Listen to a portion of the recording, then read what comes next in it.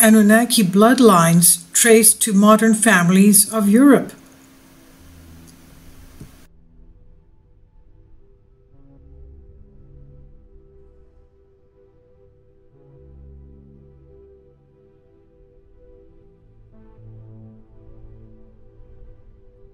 This is a huge revelation. Anunnaki bloodline are traced to modern families in Europe. This is an image of statues, ancient statues of ancient peoples that were blue-eyed in the area of Israel, the land of Canaan, the Amorites. The bloodlines of the Anunnaki gods have been traced back to the modern families of Europe. Experts believe the Anunnaki came from Nibiru 430,000 years ago and colonized our planet. According to an online historian who mapped out a detailed family tree of the bloodline, the origins of the Anunnaki begins with the sky gods coming down to Earth and interbreeding with women on Earth. These women gave birth to the demigods. The different ancient cultures call the demigods by different names. In Sumeria, they were known as the Igigi. In Greece, they were known as Gigantes, the giants. In Hebrew, they were known as the Nephilim. In India, they were known as Asuras. These demigods would eventually become the antediluvian rulers mentioned in ancient myths. The rulers that lived before the deluge, the Great Flood. The most important event recorded in every ancient culture was the story of Noah. Noah was known by different names in different flood myths all around the world. In Greece, he was called Deucalion, son of Prometheus, or Deucalion, which in Greek is translated to mean the man of good omen. In Sumerian, he was called Zeusudra, son of Enki. In India, he was called Manu, the son of Apam Napat. In the book of Enoch, a 2,300-year-old Hebrew scripture, we are told that Noah was born from one of the fallen angels, and we read, "After some days my son Methuselah took a wife for his son Lamech, and she became pregnant by him and bore him a son, Noah. And his body was white as snow, the hair of his head was white as wool. And his father Lamech was afraid of him and fled, and went to Methuselah his father, and he said to him, quote, 'I have begotten a strange son. He is not like any ordinary human being, but he looks like the children of the angels of heaven to me. His form is different, and he is not like us.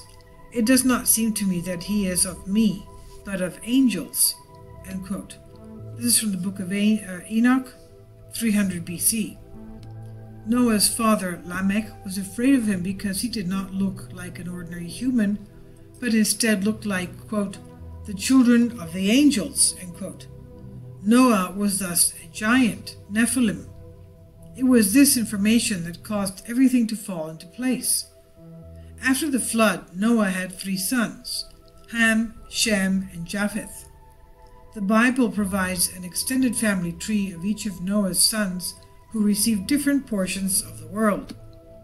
And Japheth divided among his sons, and the first portion came forth for Gomer to the east from the north side to the river Tina, Phrygia,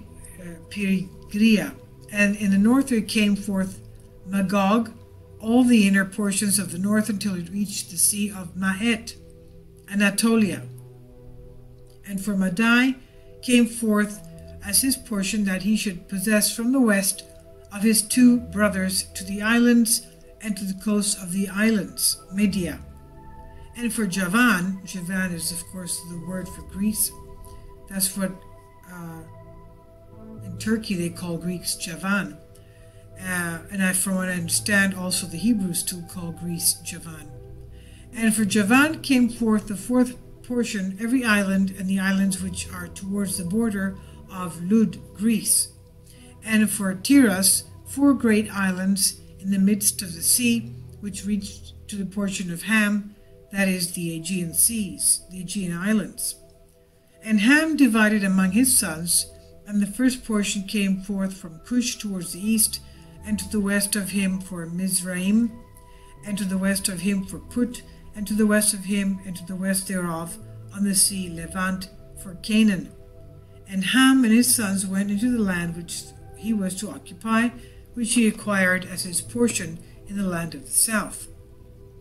And Canaan, son of Ham, saw the land of Lebanon to the river of Egypt, that it was very good, and he went not into the land of his inheritance to the west, that is, to the sea, and he dwelt in the land of Lebanon, eastward and westward from the border of Jordan and from the border of the sea. As mentioned previously, the Greeks also recorded the story of Ziusudra, or Noah, known by them as the Dephkalion, the man of good omen. And that's, by the way, Noah is also meant man of good omen in Hebrew. Dephkalion, who had the son named Helen, a biblical Japheth, who would become the ancestor of all the ancient Greeks, Hellenes.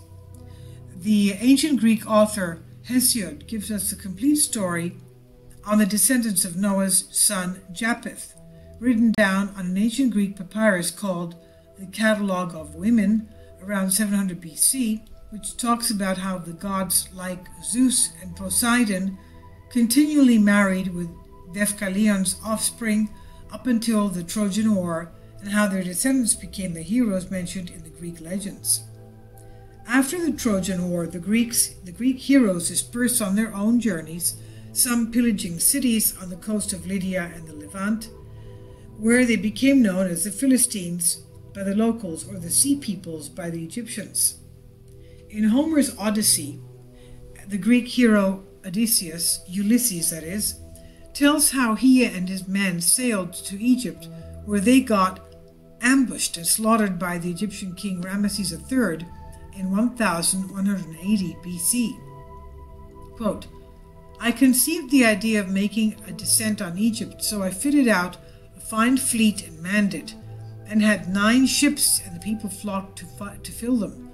For 6 days I and my men made feast, and I found them many victims both for sacrifice to the gods and for themselves. But on the 7th day we went on board and set sail for Crete. On the 5th day we reached the river Aegyptos, that is, the river Egypt, that's probably the river Nile, where I stationed my ships in the river, bidding my men stay by them and keep guard over them, while I sent out scouts to reconnoiter from every point of vantage. But the men, in their insolence, disobeyed my orders, took to their own devices, and ravaged the land of the Egyptians, killing the men and taking their wives and children captive. The alarm was soon carried to the city, and when they heard the war cry, the people came out at daybreak till the plain was filled with horsemen and foot soldiers, and with the gleam of armor. Then Zeus spread panic among my men, and they would no longer face the enemy, for they found themselves surrounded. The Egyptians killed many of us, and took the rest alive to do forced labor for them. Zeus, however, put in my mind to do thus, and I wish I had died then and there in Egypt instead, for there was much sorrow in store for me. I took off my helmet and shield, and dropped my spear from my hand. Then I went straight up to the king's chariot, clasped his knees and kissed them, whereon he spared my life. This is from Homer Odysseus, that is Ulysses, 850 BC.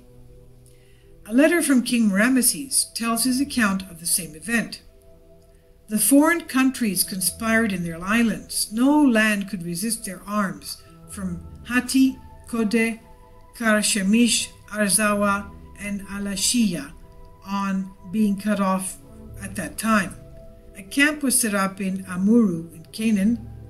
They desolated its people, and its land was like that which had never existed.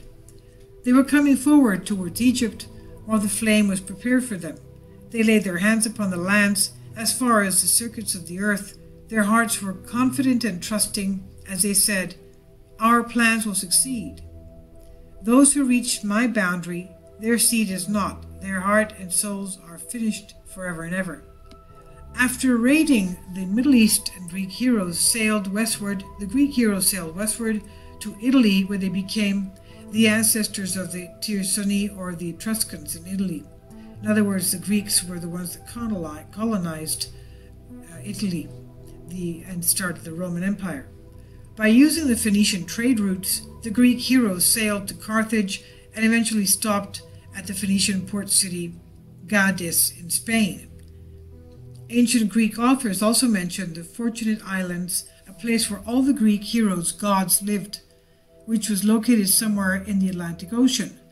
Irish mythology similarly talks about a race of demigods known as the Tuatha de Danann, who settled in Ireland long before the Milesians, the pre-Celts, who also came from the Mediterranean and the Aegean Sea, searching for the island of destiny. This is from Above Top Secret, and it's on your Newswire.